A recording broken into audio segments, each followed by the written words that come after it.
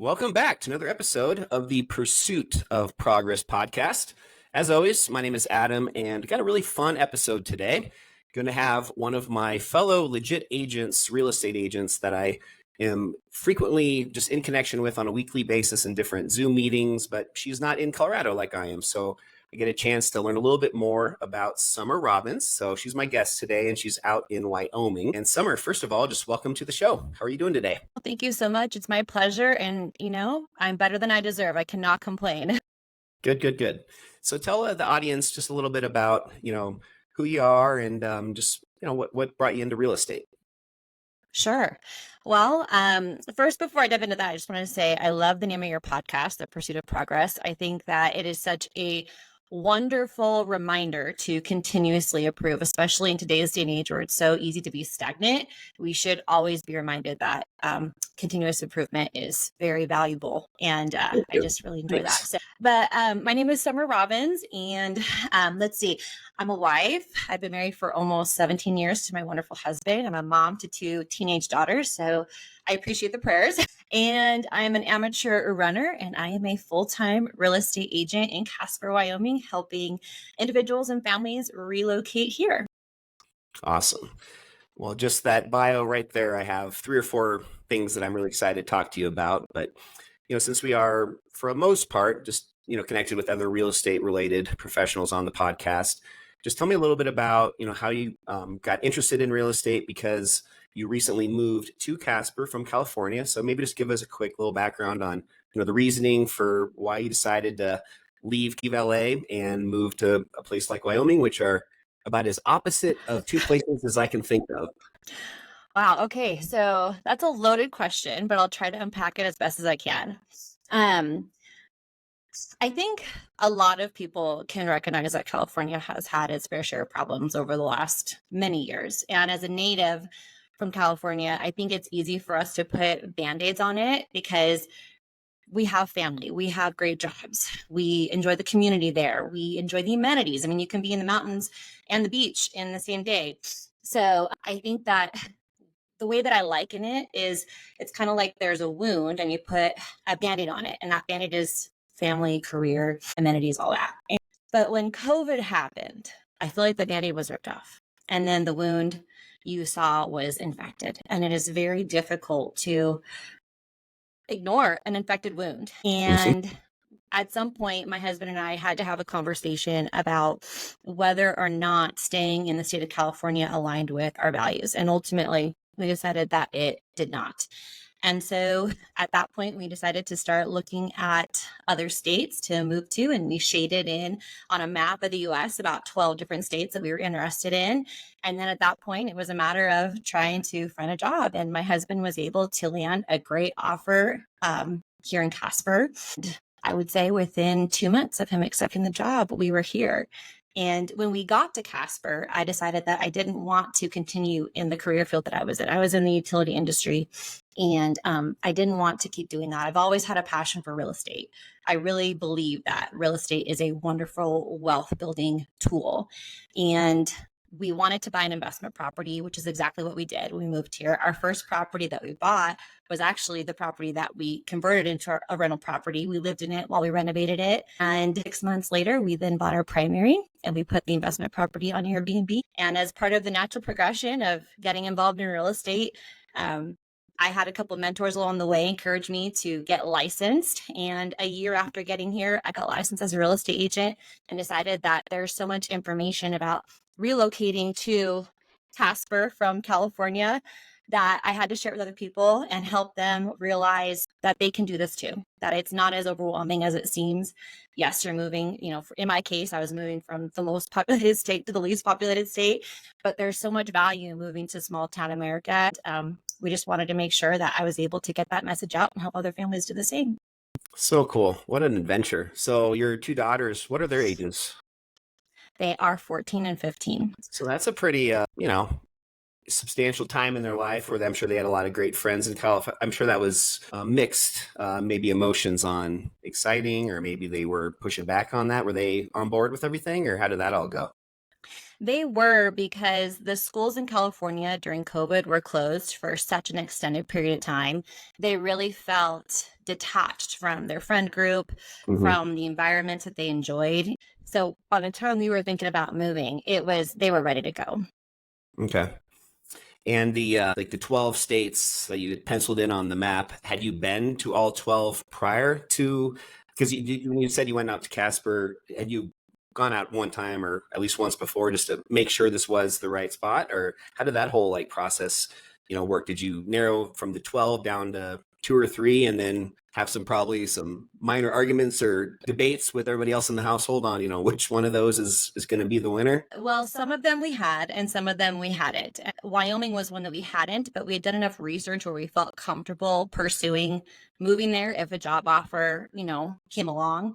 And so when my husband got the job offer, we then did a scouting trip. He got the offer on a Thursday, and we were gone on Friday driving to Wyoming from California. And we spent that weekend in Casper exploring the area, exploring the schools, real estate. And on our way home on that following Tuesday, my husband accepted the job offer. Super cool. Yeah. Well, what time of year was that when you went to Casper? Well, that's funny because we visited in October, the first week of October, and it was absolutely gorgeous. Okay. It was 60s and 70s. The fall leaves were on full display. The wind was super calm, and we moved in December 5th. And so it was a totally different climate at that point. It was snowing when we moved. It was much colder. It was a shock.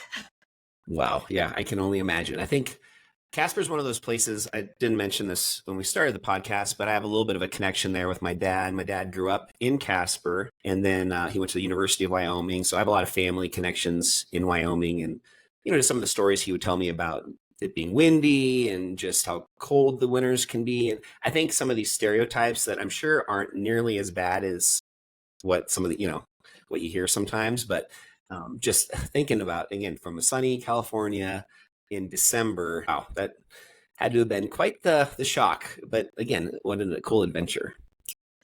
It really was. And I think it just goes to show that when you start living your values, you're going to do what you need to do regardless. We just knew that California was no longer a sustainable option for our family. And we saw what Casper could be. And it has been a huge blessing. I mean, the friendships and relationships that my daughters have, that I have with people locally here, have been amazing and so much deeper and richer than what I ever had in California. And I lived in California my whole life until I moved here. As much as people definitely want to poke fun at Casper because we do get a lot of wind and the weather is very harsh in the wintertime, I would just encourage people that if you are able to stick it out your first winter, you're going to find so much value in the remainder of the year that I don't think you're going to be immediately wanting to revert back to where you came from. You just Okay. have to really stick with it and dig in and get those relationships established. And that's really the key.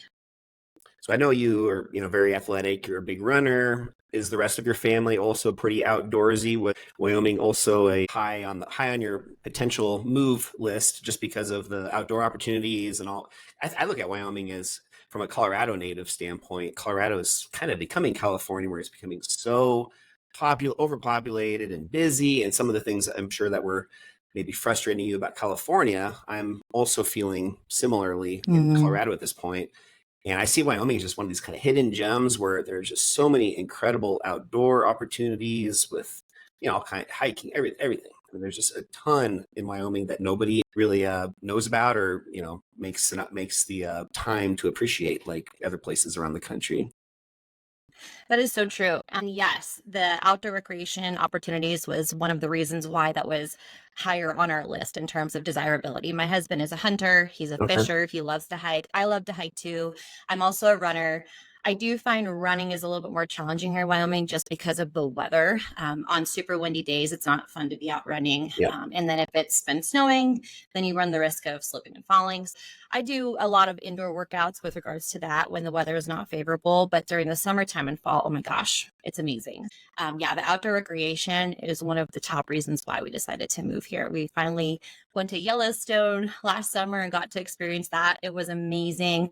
We've been to Grand Teton twice, and that was, I mean, both times have just been, you're just in awe looking at these huge mountains. Like, oh my gosh, what So have I been? for people that maybe don't know exactly where Casper is in Wyoming, what would be the driving distance to Yellowstone and also to Grand Teton? I guess it's kind of similar, right? Yeah, I mean, Grand Teton is very close to Yellowstone, so it's about a 4-hour drive from Casper. So you could do that on Yeah, a because weekend. Casper is centrally located. So yeah, What would the driving distance be to come visit me in Denver? What would that be? about 4 hours. About 4? Okay. Yeah. So yeah, not bad. I think that's something that's cool. No, Is it's so a lot closer than I realized. Yet I don't really make the effort to get up there. So I've heard that a lot from folks in Colorado. So I'm not surprised, but that's okay. Casper is starting to get a little more publicity. We just had our what they call it, CNFR, so College Nationals Finals Rodeo. It's held in Casper every single year in June. It's a huge tourism draw, and we're just going to be adding more and more events. As the years continue on, Casper is really trying to grow and expand. And so hopefully you'll be hearing more about us in the future. awesome. Okay.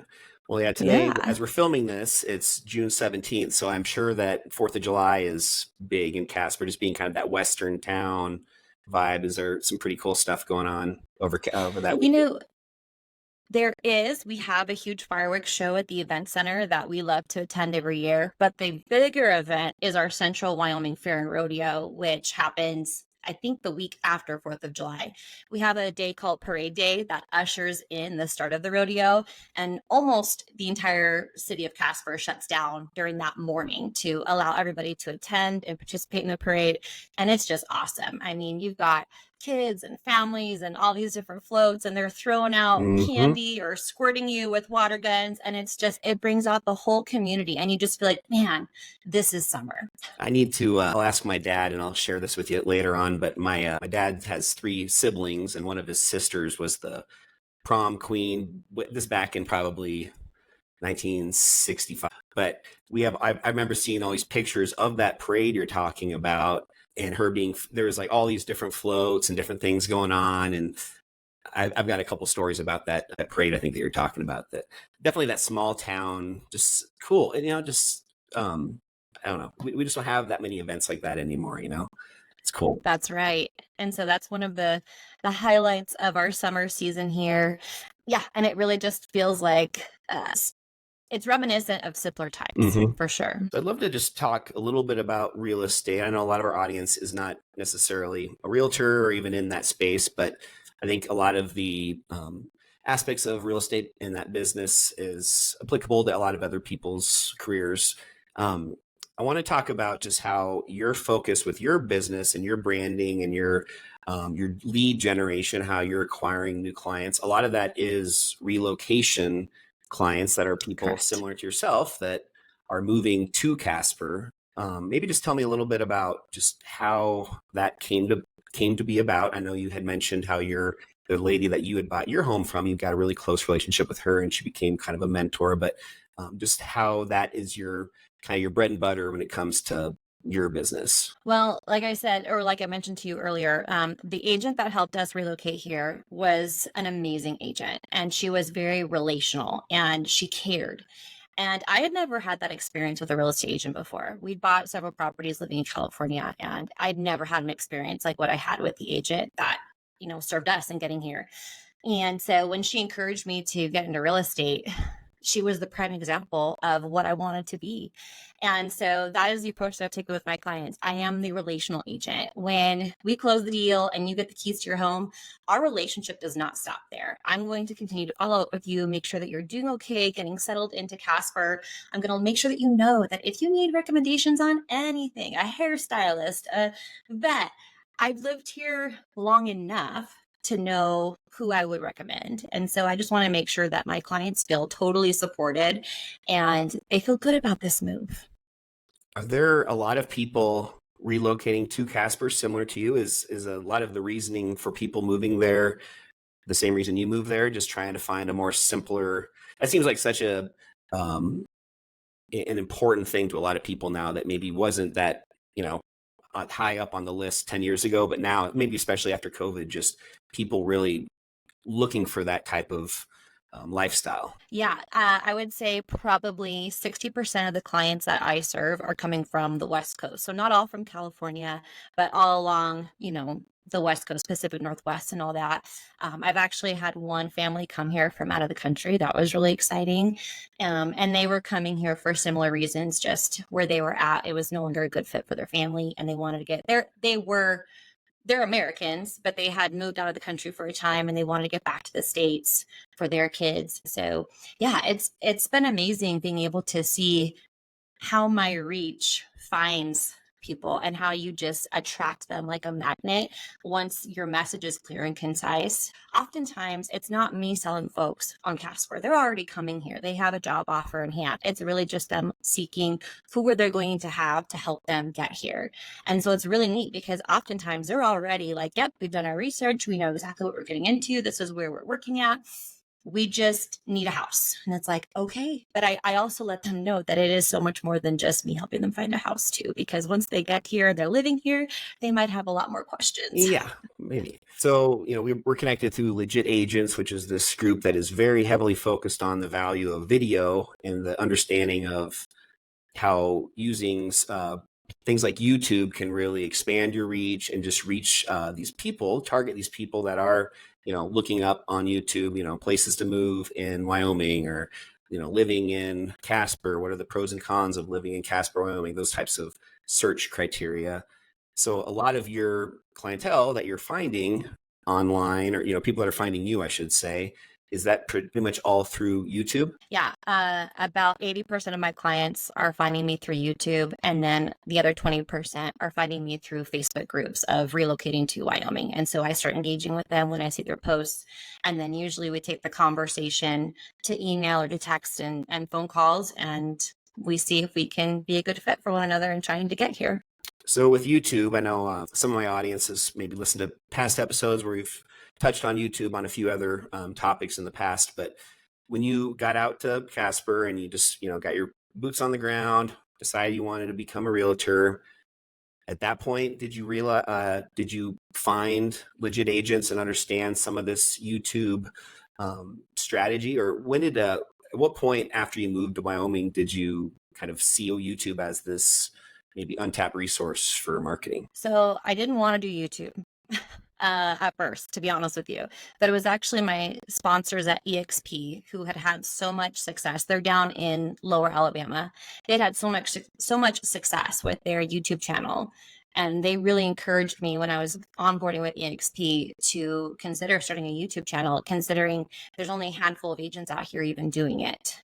So I kind of, procrastinated on that for probably about the first 4 months after being licensed. I really just wanted to work on my sphere of the folks that I did know here, families at my daughter's school, families at our church. But the more I got to thinking about it, it just made sense to start YouTube. And then at that point, when I started asking more questions about YouTube, then my sponsors got me connected with our Legit Agents group, and the rest is history. Started doing my channel in August of last year, and I had my first deal closed from YouTube by January. That is awesome. That's motivating for me to hear because I haven't had that same kind of steep trajectory of ROI on my YouTube channel. Maybe I'm in a little bit more saturated market and maybe I need to improve some of my messaging on my end, but that's just awesome to hear how quickly you're able to convert people. In a place like Casper and it being a small town, did you have any resistance or pushback from, locals that have been in Casper their entire life? They're, the real estate agent in Casper for 35 years, and this is how they've done it. This is how they're always going to do it. And who's this outsider from California coming into our market and being all over the internet? Like, have you had some, hiccups or not hiccups, I should say, speed bumps or just challenges with that dynamic? So it's an interesting question because I definitely know that the agents in town know that I do YouTube. I mean, like I said, there's only a handful of agents doing it. So when you are researching Casper on YouTube, there's a high likelihood my videos are going to pop up. So I would say that most of the agents I interact with, especially on the listing side, when I'm representing the buyers, they will ask me questions like, "Oh, so how long have you been in Casper? How long have you been an agent?" But they never talk about YouTube, which I think is very interesting, even though I would imagine most of them know that that is my primary lead generation source. And in terms of how I've been received, I've actually had a lot of compliments from agents. They're like, your offers are really clean. You've been very pleasant to work with. I really hope I get to do another deal with you in the future. So that's always encouraging. So thankfully, I don't feel like I've had a ton of pushback from local agents out here. So I guess I wouldn't really know what their perception of me is, but I would imagine there's probably mixed feelings, because like you said, there are a lot of agents that have been doing it for a long time and it's just business as usual, even though the market is kind of changing in terms of how we market ourselves. And some agents just aren't really open to changing how they do business. Well, I would add to that too. I think one of your biggest strengths is just you have one of the most personable, friendly, like it comes across, even though we haven't even, been able to talk in person, just the energy that you have comes across very naturally to other people. And I think that regardless of wherever you are, I think that is probably working for your favor. Just your smile, everything. I think that just, I'm sure, is a big deterrent from maybe what it could be for other people if they didn't have that same kind of, friendly type tone with their how they speak and how they present themselves. So Well, I definitely believe in trying to just lather people with honey. Like you're gonna attract more bees with honey than you will with vinegar. If that helps get the transaction done and it's smooth and everybody is collaborative, then it's a win. So not that it's disingenuous, it's just genuinely how I feel about conducting business in general, is just trying to be as sweet and kind and collaborative as possible. yeah, that was another question that I had for you, is kind of on that same topic, is just like, is that just something that has always come naturally to you as far as just being an incredibly positive, like upbeat person? Or are there certain maybe um, tips that you could provide people, myself included, that doesn't come completely naturally to just how to kind of have that mindset, have that come across to other people that you're talking to? Well, if my husband were in the room, he would tell you that I definitely have my moments behind closed doors, of course, but I just, yeah, it is I am a optimist at Mhm. heart, and I genuinely believe in the good of people, and I'm always hopeful for the good in life. And so I think that if we just shift our mindset from what's going to go wrong to what's going to go right, it just takes you so much further. And it's not easy for me. I don't always feel that way, but I try to even project that to people when I'm not feeling my best, because I know that if I start showing cracks in my confidence and just ability to perform, that they're going to pick up on that energy. So, and sometimes I don't believe in the term fake it till you make it, but I do believe that sometimes just pushing through, even when you're not feeling the best, honestly will help get you to that better place at some point versus just letting that negativity just kind of sink in and just totally tank your day. So I know you're really big on consistency and also like just being connected on social media. I always see your morning routine posts on your Instagram stories. Do you attribute a lot of that to also having such an optimistic and kind of positive outlook on life, as far as kind of setting the intention and setting the intent for the day with, small wins, getting your body moving first thing in the morning, waking up early? Is that would you say that's also a part of this? So I would say that my morning routine actually came into play when I was working in the corporate world in Okay. California. So I was a stay-at-home mom for the first 6 years after we had our kids, and then once they were of school age, then I went back to work. And I was in the corporate world and working for the utility industry up until we moved to Wyoming. And originally, I was commuting an hour and a half each Oof. way when I first started in that industry. So my mornings would naturally start at 4:30, and so it almost feels like a luxury that I get to wake up at 5 or 5:30 if I want. So doing that for as long as I did, it just is like ingrained in me that I have to wake up early so that way I can tackle the day. So that's kind of where that morning routine started, and I've just kind of carried it through, Mhm. even in real estate. I feel like running is one of those activities too that just, like, I'm really big with going to the gym every morning, but it's lifting weights doesn't give you that same kind of maybe endorphin rush or that that other side of physical activity that I think running and those types of cardio based activities do. So I can see that just you being a very, dedicated runner, that I'm sure that helps too. Yeah, and it's cheaper than Yeah. therapy, and it allows me to have I have some of the best conversations with myself while just running, like going through my day. What do I have on my plate? How do I plan to achieve or get through XYZ? And running just allows me to have that time for myself. I do typically run with music, which people kind of find strange. Like, well, how do you have those long thought processes with music? For whatever reason, it actually helps me to be able to make sense of my day. So anyways, yeah, I agree. It's been incredibly helpful for me, especially getting into a new industry here in real estate, and just being able to make sure that I'm able to get the job done for my clients and stay focused and not get too distracted with all the things that are trying to vie for our attention nowadays. I can't imagine not running with music. I remember hearing David Goggins talk about that recently, about how he never has any music or anything, even on these like 200-mile ultra marathon type races, and just thinking, man, like what does your mind, like what depths in your mind do you go when you have nothing distracting you other than just your own thoughts? Like there's got to be a happy medium Yeah, there. that sounds a little Yeah, scary. yeah. So how did just on a different topic on running, how did you get into running? Has that been something you've always been passionate about? Well, I got into running after I had my second Okay. baby. So it was a way for me to have me time and also to try to lose the weight. And it also kind of presented a good challenge because being a stay-at-home mom, you tend to forget your value. So getting into running and then starting to run races, like I ran the LA Marathon in 2015, and that was a huge challenge for me, just staying consistent on a training schedule.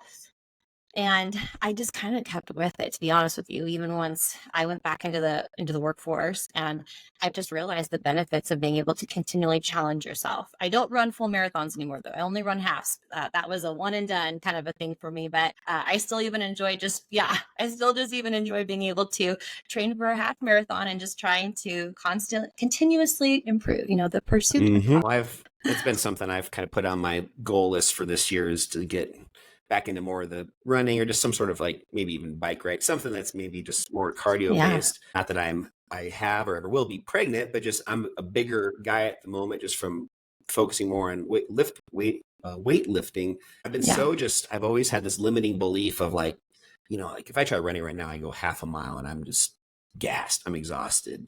And I imagine it's kind of like, coming off of being pregnant, your body is in a place where you got to do some work to kind of, get going yep. again. What kind of timeline, or did you have like a pretty strict kind of like a program you did to kind of get into it, or how did that work when you first started up again after after your daughter?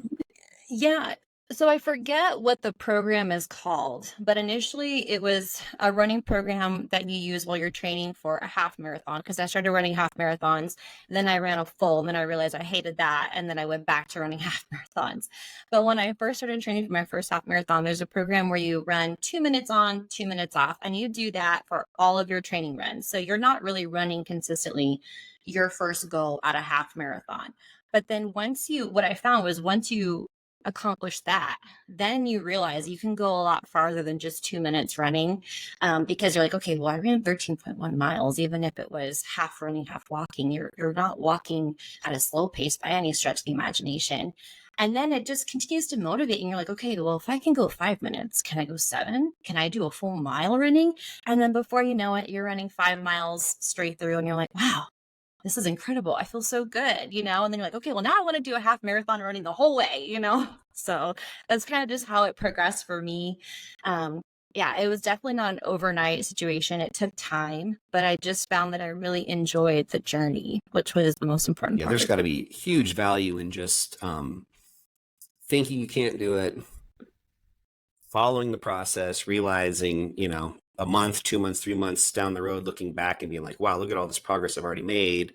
Always more to be done. But I think that just that Yep. momentum that you could establish through accomplishing a goal like that and then applying that to other areas of your life, just that's in my mind why I want to tackle a goal like that, is just to get some of that momentum and apply it to other areas of my life. Totally do it, Adam. Don't let those limiting beliefs tell you that you my can.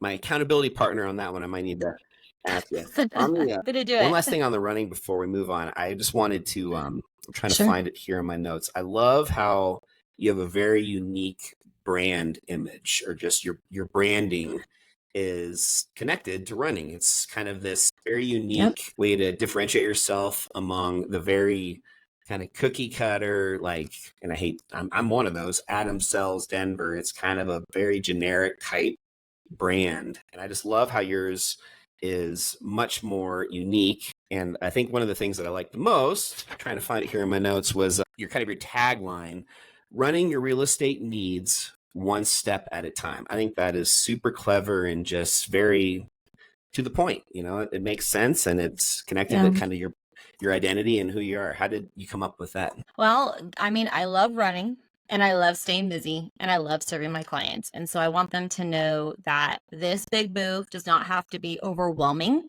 but that I'm going to work for them as much as I need to make sure that we get to the finish line and that they feel good at the end of the day. So I figured what better way to do that than to combine running with real estate. Yeah. You'll see that I call myself the real estate runner online, and yeah, it's just kind of I love worked. it. It's very clever, and again, it's something that sets you apart from everybody else that doesn't have that same level of creativity. So good work on that. Thank you. I appreciate that. So let's just kind of the last topic we can chat about is just this work-life balance. So I'm always curious on just so myself, I've got a girlfriend and I've got a dog, but I don't have any kids. I'm always amazed at how I think of my workload and just what I'm trying to accomplish. And then I see, some of my peers like yourself who is accomplishing just as much, if not more. And you have a husband, two kids, you got all this other stuff that you're juggling. As far as like work-life balance, would you grade yourself pretty good with that as far as, having your work life, having, dedicated time in the evenings or whenever it is that you kind of set aside for your husband, for your kids? How do you handle just that work-life balance? Well, I would say that we definitely strive to have a good balance, but it's not always that way. It does get messy at times, but it helps that my husband is extremely supportive. So if he can step in and help fill in the gaps for me because I'm busy working, he's happy to do so. Now, that's not always the case because he travels a lot for work too. But I think what's really important is when we are feeling the weight of things being chaotic and out of order, our family is really good about communicating, like, hey mom, I feel like you just haven't really been present lately. And it's like, okay, thank you. Okay, I'm going to refocus. Or even just my husband and I, if we feel like we've just kind of been detached lately, it's like, okay, we should probably plan a date night just to have a quiet meal together because we need to refocus again. Well, I would say that we definitely strive to keep that work life balance good and just healthy for the family. It isn't always the case, but it does oftentimes involve me working later evenings or starting very early in the morning so that way I can have that time in the middle of the day to be present for my kids. And then, the new thing that I'm really trying to do is putting the phone away during the dinner hour. It's really Mm-hmm. hard because I really care about my clients, and I've kind of set this expectation of if I see the text, I try to respond as quickly as possible. And something that Will has said in our legit agents group, which I love and I'm trying to really embody, is nobody is dying in real estate. It's going to Yep. be okay. So you can take the 30 minutes and finish your dinner and have that time and then respond to the text. So I'm really trying to focus on that right now because that's been really hard for me. Well, yeah, when we have in real estate, we have no idea, when we are or aren't going to be busy, but also it typically are, Right. doing things on the weekends, evenings. There's times that are pretty non-traditional to what most other people's work, asks for them, as far as clock in at 8 or 9, you're kind of done by 5 or 6. Yeah. You, though, are really just relying on just this really good communication you have with your daughters and your husband. It's not like once a month, your husband and you are, having a date night, or your kids, you've got, 1 hour a week per daughter that you're doing something one-on-one. I mean, you guys are at a place where you guys have already this good open line of communication, and you just kind of go with the ebbs and flows of life. And if things are off kilter a little bit, you guys are good with just talking to each other about that. And making sure that we take action, not just saying, okay, I'll get better. It's like, okay, well, what are we going to do? And I think that's the most important thing, is making sure that my kids see that when they're vocalizing that they're feeling like I'm not spending enough time with them, there's a lack of attention there, that I'm intentional, making sure that not only am I going to tell them what I'm going to do, but I'm actually going to show up and do it. And your daughters are at that age where you don't have too many more years left with them in the household, right? I mean, That's right. That's right. I know. I can't believe it. My 15-year-old is driving right now on her permit. So like I said, lots of prayers, please, because it's getting real over here. I remember Dad telling me in Wyoming when he was growing up that the license to get a license back in the day was 15 in Wyoming. So I think he Yep. started driving at like 14 and a half or something crazy. So that's going to be You can still do, really? by the way, if you have extenuating circumstances, like if you live too far away from your school, because some kids even start working at 15. So if they have a job, they can petition to get their license at 15. So kind of crazy. So, Wyoming is very different from California. Your daughters are enjoying life there. Yes. Do you see them wanting to, when they are out of the household, also stay? It sounds like you guys have a really close family. Are they planning on kind of sticking around? I mean, maybe you don't know yet, but are they college aspirations, or are they, what do you think, fast forward 5 years, what's life going to look like? So my older daughter wants to become an attorney. So I don't know if she'll want to stay in Wyoming. My younger daughter really loves Wyoming. She wants to be a nurse. So I wouldn't be surprised if we end up being kind of maybe a split household, where maybe my younger daughter stays, my older daughter goes away to school. I don't really know, but I would anticipate at the very least probably one of them will not be staying here just because of their career aspirations, and we'll just kind of tackle it when we get there. Have they been motivated and kind of inspired by seeing over the last few years your ability to, buy this initial property when you guys first moved out there, turn that into a rental, understanding the value of having passive income in this investment property that, is a long game. It's a long play. It's not something to get rich overnight with, but have they been inspired just watching you kind of take on this new career and watching you guys with this rental property? I know we've talked offline about just how hands-on you guys are with fixing up the place, and I'm sure that's probably your rental property and your new primary home that you guys also own, just doing all of the, the sweat equity, adding value through work, doing work yourselves. Have they been a part of that at all? Have you kind of ingrained that into them through watching you guys do that? Yeah, well, when we were fixing up our townhouse that we turned into our rental property, they were involved in painting. They were involved in helping us swap out countertops, all the things that we had to do. So they were very involved. And then once we converted it into, because initially we converted our rental property into an Airbnb. So that first summer that we were, renting it out on Airbnb, there were a lot of times where they had to help me with the turnover. And so, yeah, they were the ones collecting the laundry, and they were the ones helping me make beds, and they were very involved. And now they're definitely Dad's helper in terms of household projects here at our house.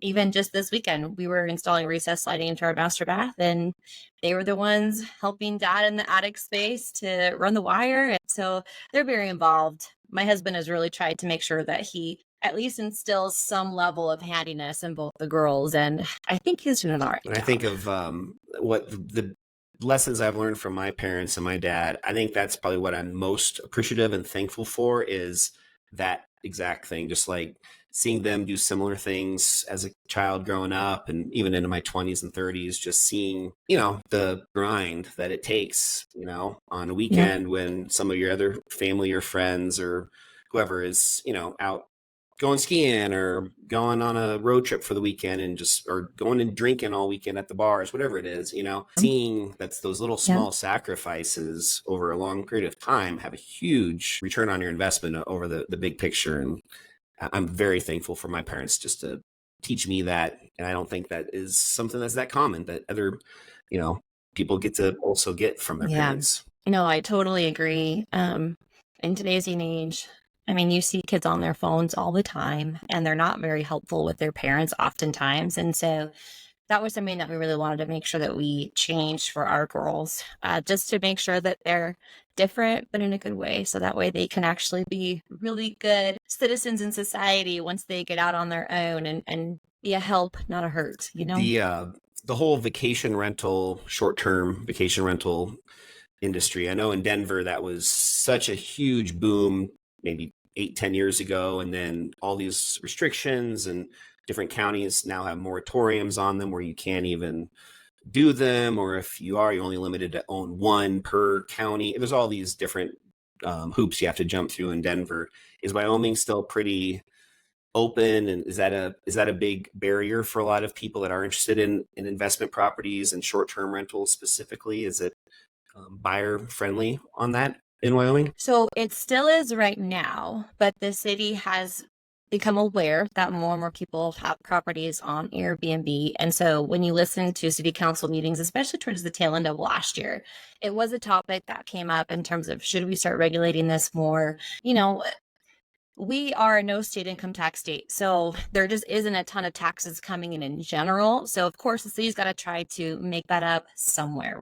So right now it's still not regulated, but in the future it may, which was why we actually pivoted into the midterm rental space, because a midterm rental doesn't fit the term for a short term because you're renting out for more than 7 days. And typically we rent it out in 30-day increments at minimum. And so it reduces the amount of turnover for us.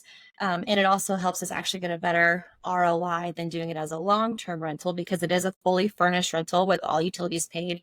So there's a convenience factor there too for folks who are especially coming here on contract. We're a secondary market here in Casper. So we get a lot of folks that are here on a contract for 6 months to a year. They don't really want to uproot their entire lives just for that. So this is a good way to meet that need, where it's like, just bring your suitcase. You'll have a place that's taken care of for you for as long as you're here. And then when you're ready to go home, you can go home and not worry about it. So in Denver, the midterm rental, I think, is a 30-day minimum. So in Casper in Wyoming, it's only 7 days. You can get around that loophole. I don't think they've made a clear, defined term of what short-term versus midterm yet, because they haven't started regulating it. But when I've done my reading, especially in high touristy destinations like the Gulf Coast and in LA, they typically find a short-term rental as anything less than 7 days for a period of days. So I know that's a big thing in Denver, again, because all these restrictions, they're saying, midterm rental investment opportunities. And I think, nursing, I don't know, is there a lot of oil? I know obviously there's a lot of oil and gas in Wyoming. Is there a lot close enough to Casper where you're at, where that's part of the midterm rental demographic, is people are coming out to the oil and gas industry? Yeah, we have a refinery out here that, draws in a lot of folks, but a lot of the people that we have rented to are here for construction or for healthcare or even for education. Like some folks will be, coming in to do an IT job for the school district for 6 months, and so they need a place to stay. So there's actually a lot more than just the energy industry that Casper caters to in terms of those contract workers. So with Casper, what's the population in Casper? Is it, off the top of hand? It's around 58,000. So back to this YouTube channel and just the content that you're putting out onto your channel, do you become in a position where you have to kind of repeat yourself, or do you have a little bit more unique maybe strategy, since it is a smaller, city compared with Denver or Tampa, Florida, or you just have all kinds of different neighborhoods to feature and all these different areas to teach people about if they're considering moving there. With Casper, do you have to get a little bit more creative on like your topics and what you're diving into? And is some of that even like maybe this vacation rental industry, or, just other topics like that? Yeah, I definitely have to get creative. And I would be lying if I didn't tell you that it was a struggle for me at times, because it's like, what am I going to talk about? What's the next video going to be about? And sometimes I do touch on topics that I've already spoken to in previous videos, but it's been, 8 months. So it's kind of like, well, if you get a new viewer, they may not have seen all of your other previous videos, so it can still be a benefit to them. Right now, I'm trying to focus on different subdivisions that I think may be desirable for a certain sect of clientele. It seems like subdivisions where you have acreage, but you're not too far away from the city. There are some that are still on city water, but you have like 2 or 3 acres. So you kind of have that balance of you're not on well water, you're not on a septic system, but you still feel more rural, even though the Walmart's only 10 minutes down the road. So I'm trying to focus on highlighting on my channel next some of those subdivisions, because that seems to be where people are kind of wanting right now. The other thing that I've noticed is that people want to build, and raw land is crazy out here. It's like the wild, wild west. So that's something that I'm trying to educate folks on as well, because you have people that have lived in the city their whole lives and now they want the polar opposite, which is great. But building is not for the faint of heart. So I'm trying to make sure that I educate folks about that too, because there's a lot of things you have to be aware of when you're building from scratch on the land. Yeah, I would imagine, especially in Wyoming with mineral rights and water rights, a lot of that kind of stuff. Yeah. That was a little bit of a Yep. loaded question just because I was, just thinking of other listeners and viewers on our podcast that are also maybe, getting motivated to start their own YouTube channels. And if they're also in similar smaller markets like yourselves, I think that you'd be a really good resource for them just to start following on social or online on YouTube, just to kind of see how you have a unique take on presenting that message to your audience. Yeah. I mean, I try to. And, I really just try to be as transparent as possible. I didn't build when we moved out here. So there are still some things that I'm learning myself about building on raw land. But I know enough to know that you really have to have the capital and the patience. And I feel like most people have one or the other. They either have the money and no time, or they have the time, but they don't have the money. And so trying to articulate that in a way that's not coming off as offensive or me saying that you don't have what it takes to do it. That's been what I'm trying to work on now, is just trying to make sure that I'm educating in a loving and helpful manner. Because I would hate for somebody to buy land and get into building and then realize, my gosh, this is not, I bit off more than I can chew. Very big selling point for viewers that are maybe relocating, and you've been in their shoes very recently, and just having somebody that they can relate to and kind of learn from your mistakes and just get that confidence from seeing somebody that's done it, just a couple years ago. And that's, I think, a really good value too, though, just to be able to, have you be their guide. Yeah. That's the goal. Well, that's great. I think we got some really good, just different topics we covered. I think there's a lot more we could dive deeper into maybe on another episode this summer. So hopefully we can have you back this summer. I would love it. Let's do it. Before we wrap up, I'd love just to have our audience be able to connect with you if they would like. So, just give us again your Instagram handle and also how they can find you on YouTube. Sure. So you can find me on Instagram at Real Estate Runner YO. That's probably the best way to get to know me, because you can follow my stories, kind of get a better idea of my day in and day out personality. Obviously, you can check out my reels too. And then you can find me on YouTube at Living in Casper. And I will put all that info also in the show notes. So if you guys don't remember that and you need to look her up, just look at the show notes after the episode and we'll have it there for you as well.